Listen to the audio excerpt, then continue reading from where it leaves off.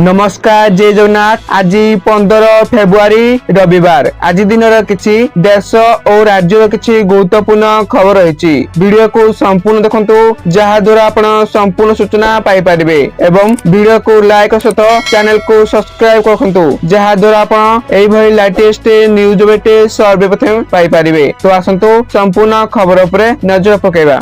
प्रथम सूचना मिली जुग्म प्रवेशिका परीक्षा जेईई मेन सेशन 1 फल आसंता 16 तारिख रे प्रकाश पाइब।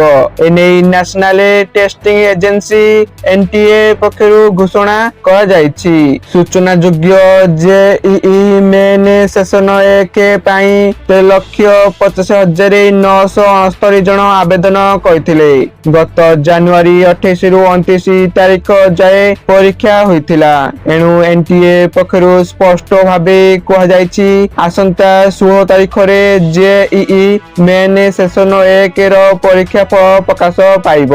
परवर्ती सूचना रही राज्य में खाद्य सुरक्षा और जनस्वास्थ्य सुरक्षा क्षेत्र में भित्तिभूमि अभाव को नहीं हाईकोर्ट गभीर उद्वेग प्रकाश करछंती। 4,70,00,000 जनसंख्या विशिष्ट ओडिशा पाई मात्र गोटे खाद्य परीक्षागार फूड टेस्टिंग लैबोरेटरी रहिथिबारु अदालत आश्चर्य प्रकट करछंती। एही परिप्रेक्ष्य रे हाईकोर्ट प्रति जिल्ला रे अत्याधुनिक खाद्य परीक्षागार स्थापना सह आवश्यक वैषयिक कर्मचारी नियुक्ति पाई तुरंत पदक्षेप नेबाकू सरकार को निर्देश देइछंती। परवर्ती सूचना रही मार्च रु आरंभ हेब फटाफट cricket tournament Indian premier league. एहा पूर्व रॉयल चैलेंजर्स बेंगलुरु फैंस को पाई खुशी खबर आसीची। घरोई मैदान रे आईपीएल 2026 मैच खेलिब।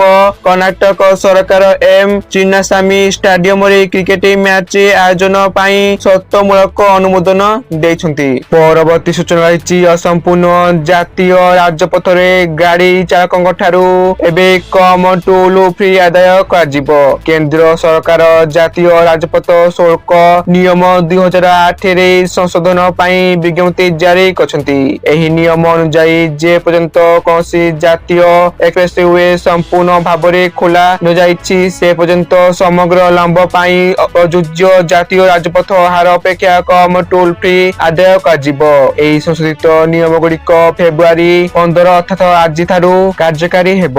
परवर्ती सूचना रही ग्राहकों पाई आश्वस्ति कमिला सुना दर। आज भारतीय बाजार में 24 कैरेट सुना 200 ग्राम पिछा 1,55,780 टंका रही। सेहीपरि 22 कैरेट सुना दर 10 ग्राम पिछा 1,42,800 टंका छुईची। अन्यपटे राजधानी भुवनेश्वर में 24 कैरेट सुना दर 10 ग्राम पिछा 1,55,780 टंका रही बेले 22 कैरेट सुना मूल्य 10 ग्राम पिछा 1,42,800 टंका पहुंची। एवं अन्यपटे रूपा दर मध्य ह्रास पाई। रूपा दर 15,000 टंका ह्रास पाई किलोग्राम पिछा 2,80,000 टंका पहुंची। परवर्ती सूचना रही प्रधानमंत्री किसान सम्मान निधि योजनार 22तम किस्ती अपेक्षा लक्ष लक्ष चाषी आसी बड़ खबर।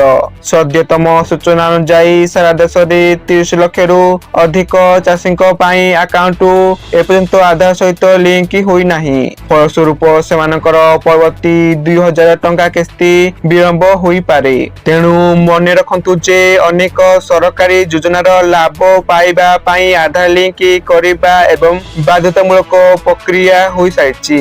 लिंक संपूर्ण हेबा परे आपण आपनक बैंक को एसएमएस किंबा ईमेल माध्यम रे एक सूचना पाइबे। जदि आपण एही सूचना को ठीक समय रे अपडेट करंती तेबे आपनक अकाउंट रे आगामी किस्ती 2,000 टंका बिना कोनसी बाधा रे जमा होई पारिबो। परवर्ती सूचना रही 2027 मसीहा जनगणना संपर्कित प्रशिक्षण और प्राक प्रस्तुति बैठक आरंभ होईची। चलित वर्ष एप्रिल 16 रु मई 15 15 ତାରିଖ ପର୍ଯ୍ୟନ୍ତ ହେବ ପ୍ରଥମ ପର୍ଯ୍ୟାୟ ଜନଗଣନା।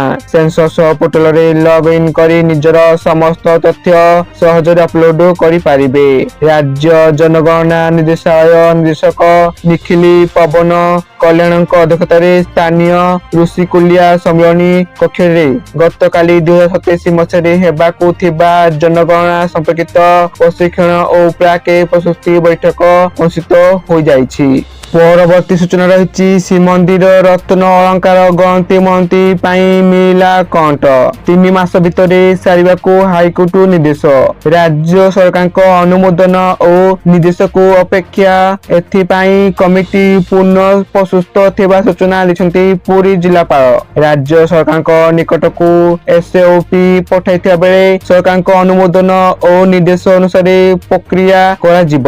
ପରବର୍ତ୍ତୀ ସୂଚନା ରହିଛି ଦେଶର ସର୍ବବୃହତ ତୈଳ ବିପଣନ କମ୍ପାନୀ ଭାରତୀୟ ତୈଳ ନିଗମ ଲିମିଟେଡ୍ IOCL ପ୍ରତିବର୍ଷ ସାରା ଦେଶରେ ହାରାହାରି 25 ନୂଆ ପେଟ୍ରୋଲ ପମ୍ପ ଖୋଲୁଛି। ସେଥିରୁ ପ୍ରାୟ 100 ନୂଆ ପେଟ୍ରୋଲ ପମ୍ପ ଓଡ଼ିଶାରେ ସ୍ଥାପନ କରାଯାଇଛି ବୋଲି କମ୍ପାନୀ ନିର୍ଦ୍ଦେଶକ ମାର୍କେଟିଂ ସୌମିତ୍ର ପ୍ରିୟ ଶ୍ରୀବାସ୍ତବ କହିଛନ୍ତି। ତେଣୁ ରାଜ୍ୟର ତୈଳ ବଜାର ଉପରେ ଆଲୋକପାତ କରି ସେ କହିଥିଲେ ଯେ ଦେଶର ମୋଟ ଘରୋଇ ଉତ୍ପାଦ GDP ପ୍ରତି ଓଡ଼ିଶାରେ ଅବଦାନ 4% ପାଖାପାଖି ରହିଛି। ପରବର୍ତ୍ତୀ ସୂଚନା ରହିଛି ସୁଭଦ୍ରା ଯୋଜନାରେ 1 କୋଟି ହିତାଧିକାରୀଙ୍କୁ ଯୋଡ଼ା ଯାଇଛି। 7 ଲକ୍ଷ ଲକ୍ଷପତି ଦିଦି ସୃଷ୍ଟି କରି ମହିଳାଙ୍କୁ ସଶକ୍ତ କରାଯାଇଛି। ଧାନ କ୍ୱିଣ୍ଟାଲ ପିଛା 3100 ଟଙ୍କା ଦିଆଯାଇଛି। 18 ମାସର ସଫଳତାକୁ କେନ୍ଦ୍ର କରି ଏହି ଭିଡିଓରେ ଏଭଳି ସଫଳତାର ବାର୍ତ୍ତା ଜାରି କରିଛନ୍ତି ରାଜ୍ୟ ସରକାର। ତେଣୁ ବିଜେପି ନେତୃତ୍ୱରେ ଓଡ଼ିଶା ବିକାଶର ପଥ ଆଗେଇ ଚାଲିଥିବା କହିଛନ୍ତି ଦଳୀୟ ନେତାଏ।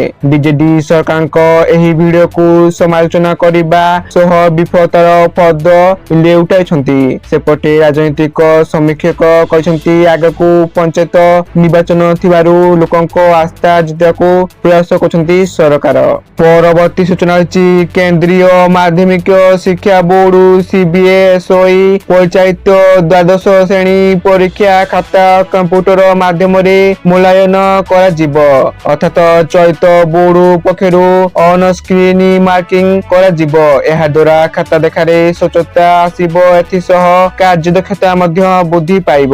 ତେଣୁ ମୋଟ ନମ୍ବର ଯୋଗଫଳ ତ୍ରୁଟି ଶୂନ୍ୟ ହେବ ଏବଂ ଶୀଘ୍ର ମୂଲ୍ୟାଙ୍କନରେ ସହଯୋଗ କରିବ।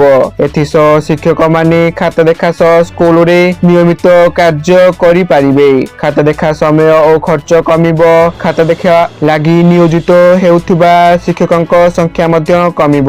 ଏଥିପାଇଁ ସବୁ BSE ଅନୁବନ୍ଧିତ ସ୍କୁଲକୁ ନିଜର କମ୍ପ୍ୟୁଟର ଲ୍ୟାବ ଓ ଇଣ୍ଟରନେଟ ସଂଯୋଗକୁ ପ୍ରସ୍ତୁତ ରଖିବାକୁ ନିର୍ଦ୍ଦେଶ ଦିଆଯାଇଅଛି।